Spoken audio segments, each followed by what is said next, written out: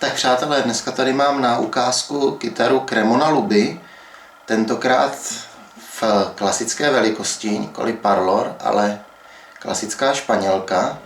Šířka krku 51 mm, což odpovídá zhruba klasické kytaře pro nylonové struny.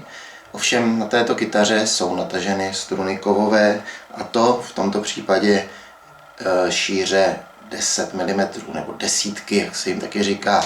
Je to proto, aby kytara měla měkký dohmat, protože na kytaru jsem se učil hrát a když se učíte baréčka, tak to chce měkčí struny.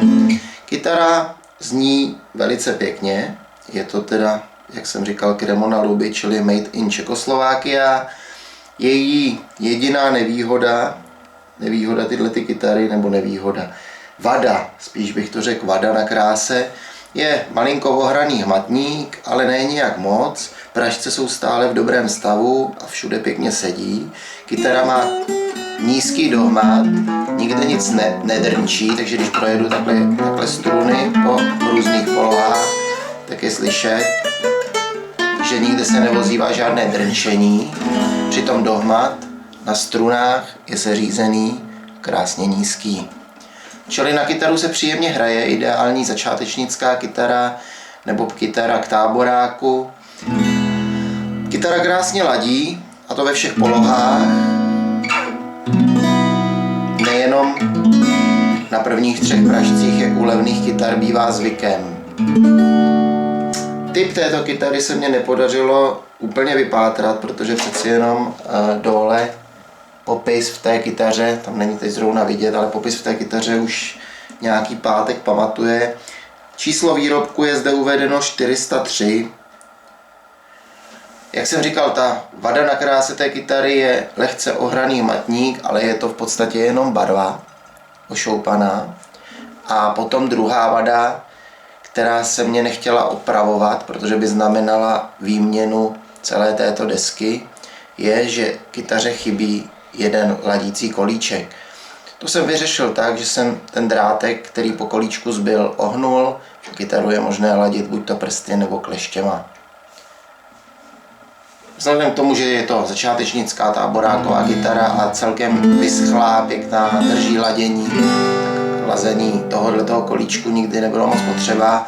U táboráku se to dalo vyřešit tak, že jsem kytaru ladil podle této struny. Je to struna G, třetí struna od spod, která nemá ladící kolíček. Jinak kytara je celkem zachovalá, zezadu je tady lehký škrábanec, odloupnutý kousek dřeva, ale nijak to nemá vliv na hraní nebo na kvalitu nástroje. Tenhle ten nástroj bude k mání určitě pod 1000 korun na některým z bazarových serverů. Ještě vám předvedu, jak kytara zní v různých hlasitostech.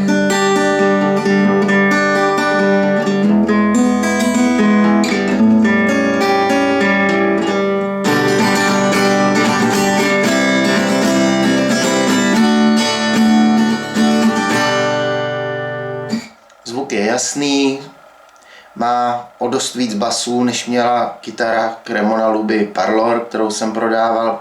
Přeci jenom to tělo je trošičku větší, jak jsem říkal, klasická španělka. Myslím, že ideální nástroj pro začínající kytaristy, anebo jako druhá kytara k táboráku, abyste se nemuseli bát o svůj drahý nástroj. Takže Cremona Luby 403.